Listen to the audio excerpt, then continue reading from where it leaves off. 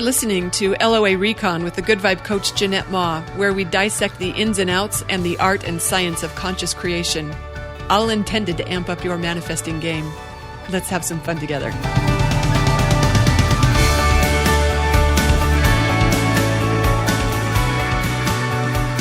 Welcome, and thank you for tuning in for another episode. Before I dive into what I wanted to share today, which is one of my favorite topics, and no, it's not Harvey, so we'll call it my second favorite topic. I wanted to share something real quick that's important for you to know. This is a really good time to be joining Good Vibe University. That's my online membership site for fellow creators who gather for a good manifesting time. And we've got special year-end discount pricing in place right now.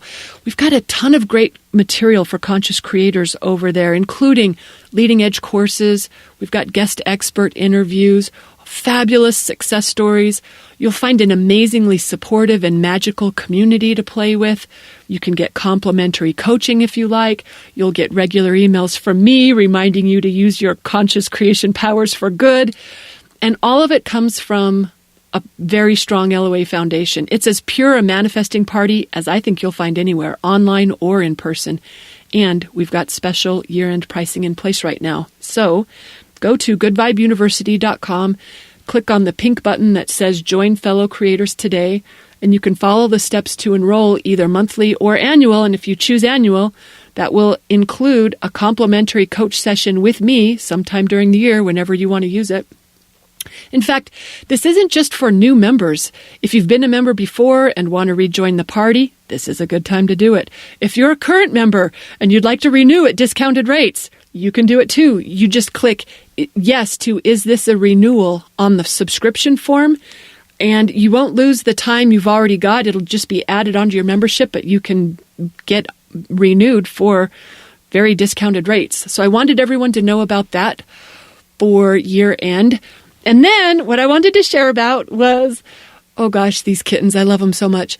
So I think I've mentioned before, and I could be wrong, I know I did a success story last month at Good Vibe University on the topic of, oh gosh, all the manifesting insights I got from trapping those feral kittens. Wow, that was a lot of manifesting insights from that experience. I shared about that at GVU. I think I've mentioned on the podcast before that I've got feral kittens that I've been taming. And yeah, I'm getting more insights from that. I wanted to share about it on the podcast before I forget to do so. I wrote a blog post the other day on this subject, which was about how, there's this process for taming kittens that you follow this formula where, at first ferals they're pretty scared. They don't want much to do with you. So to convince them, to build trust with them, you learn to associate humans with food. So you don't give them any free meals. You make them eat while you are in the room talking to them. That helps condition them to the presence of humans. And sometimes you got to let them go hungry for a day or two, maybe 3, before they get hungry enough that they're willing to eat with you in the room. But that's where you start. You have to talk the whole time. You don't have to talk to them. You just have to get them used to human voices while they're eating, so they start to learn that human presence is a good thing. And then eventually you can pet them while they're eating, or let them eat out of your hand. Eventually you could maybe even pick them up briefly while they're eating. And then you'll get to the point, hopefully this is the plan, where you can actually hold them and scratch them, play with them. It's a process, okay? And I've had trouble with this process in the past, okay? We'll leave it at that, where I don't always get them fully tamed. That's why some of the feral kittens that I had intended to adopt out don't end up going anywhere because they don't get friendly enough. So I want to get this right this time around. So I've been watching the videos from the experts and tapping my rescue friends for tips on how to make sure I succeed at this, because their future as adoptable cats requires me to succeed at this. So I've been watching the videos on how to tame them, and they make it look easy in the videos. First this step, and then that step, and then the third one, and ta-da, friendly kitten. Okay? all right, every once in a while, there will be an expert who will add this tip. They'll say, it's not always this straightforward linear process where you're making progress every day. Sometimes when you'll have a kitten that was fine with you holding it before, and all of a sudden it hisses like it's never met you before. Or you'll have someone who was willing to eat out of your hand, and now they're willing to skip 2 meals in a row because they don't trust you today. And what they're saying is, don't give up. It's not unusual for this process to not be perfectly linear.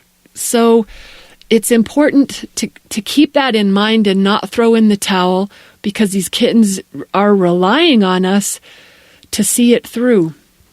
So when it's tempting to conclude that it isn't working, that something's wrong, or you're not doing it right, and to throw in the towel, that's when the pros say, it's a rookie move to give up right now. Don't fall for it. You've got to keep doing the work that works, and it'll come together. And I have had that experience with these kittens already, and I'm having it again. I just delivered 2 of them to their home last night, which was bittersweet. Oh, that was bittersweet. But there was the first one, the friendliest one. He was such a hissy monster. I posted video of him on my Facebook page. I sent that video to rescue friends saying, are you sure these guys could be tamed? Look at this. Because he wasn't just scared. He was mad. He was acting kind of mean, like he thought he could take me on. And you know what? I think he could. He was pretty. I called him OG for original gray, he was the first gray tabby that I trapped, but also original gangster. I mean, that guy, he scared me. And he became the friendliest one. I gave more details about our journey together in that call I did at GVU, but the reason I'm talking about this here is because I often see this with conscious creators. Like when someone wants to manifest clients or sales for their business, so they're reading their perfect client list, or they're imagining the sales that they want. But when reality doesn't change fast enough for them, they give up on the vision or the practice. Or, they don't give up on the vision because they still have a vision. It's just not the vision they want. They're visioning what their reality is, or what they don't want, instead of the vision of what they do want. They let go of what would take them to success, and they resort back to something that doesn't help. The vision of no clients or no sales or no success. This happens sometimes with conscious creators when they want to lose weight or reverse illness, and they're scripting their well-being or imagining their weight loss, until they don't see results from it as soon as they think they should. And then they go back to the scripting they had in place before. I don't like this. I wish this was different. Why can't I figure this out? Or it happens in the area of love too, when creators want relationship improvements and they're practicing love for their partner and seeing what they want happening there, until their partner does something stupid again. And then they go right back to complaining or criticizing about them. And yes, it's a legit question to ask, how long do I have to be doing this before I can expect results? But the answer is, the universe can't change until you do. So you're going to keep doing it, whatever practice works for you, until you change. The universe can't change until you do. And you'll know you've changed when you have a different response to the same situation or the same circumstances. That's when Bashar says, you've changed. You're in the very same reality, but you feel differently about it. You could be in the same marriage and be at peace or enjoyment instead of irritation or resentment. Or when you can have the same number of sales or clients and feel optimistic instead of defeated. Or you can have the same body and feel appreciation instead of worry. When you can do that, that's when you know you've changed. And universe has to follow your lead. It can't do anything other than deliver what you offer. So when you offer something new, consistently enough that universe can get a hold of it, that's when change happens. And a lot of us make that rookie move of giving up on that kitten when all he needed was you to just see it through. Just see it through. Give him a chance to have a little bad day. I'm not saying universe has bad days.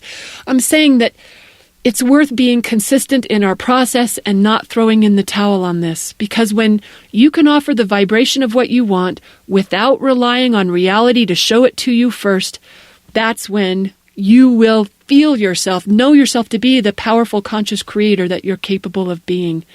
And it requires us. It's not always a linear process. Sometimes it's one step forward and feels like 2 steps back. Don't give up. This process works when you work it. So I've been reminding myself that lately when I started thinking this Siamese kitten in particular is just, I've just been thinking he's not going to come around. And you know what? I thought the same thing on that first gray kitten that I just delivered as the friendliest of the litter to his new home. Oh, and he went with his brother. They went together. And his brother's still a little shy. He follows his brother's lead. So if you can make friends with the big one first. I told you I love talking about these kittens. Oh, I just do love them. They're such a great team. But the one that's just a little bit shyer than his big, bold brother, he is going to be a true lap cat.